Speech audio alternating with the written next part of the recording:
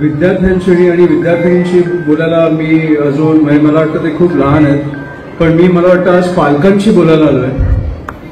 कारण जे माझं स्वप्न होतं आणि जे तुमचं पण स्वप्न आहे की कुठेतरी मुलगा किंवा मुलगी शाळेत गेल्यावर ते कुठेतरी सुरक्षित असावे, त्यांच्या आयुष्यात काही अडचणी नसाव्या, किंवा कुठेतरी महाविद्यालयात गेल्यावर ते सुरक्षित असावे.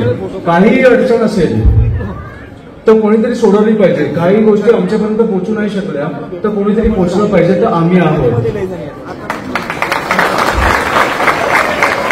हेच सांगायला मी तुम्हाला आज आलोय, कारण मला माहिती आहे ती भीती काय असते. कारण माझा मुलगा आता शाळेत जाणार आहे, की कुठेतरी एक ती भीती असते की मुलाला काय झालं, मुलीला काय झालं तर पुढे काय, उशिरा फोन आला तर पुढे काय. आणि माझं म्हणणं आहे की महेशजी तुम्ही जसं बोललात की इकडे आता मुलींवर हात टाकण्याचे जे हे वाढले इन्सिडेंट, त्यांचे हात पाय तोडून तुम्ही पोलिसांना दिलं पाहिजे.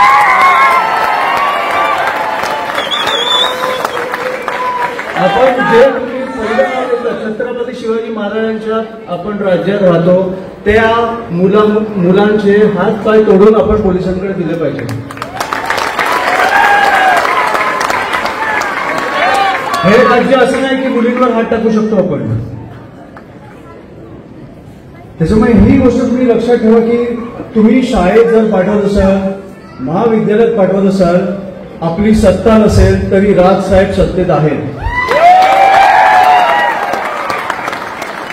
ही गोष्ट तुम्ही विसरू नका. आणि कधीही आम्ही तुमच्या संपर्कात असू हे मी तुम्हाला वचन देतो आणि मी थांबवतो, कारण मला पुढे मुंबईला निघायचं आहे.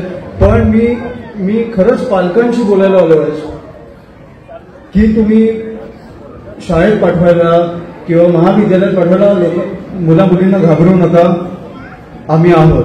एवढंच मी तुम्हाला एक वचन द्यायला आलो आणि मी थांबतो. जय हिंद, जय महाराष्ट्र.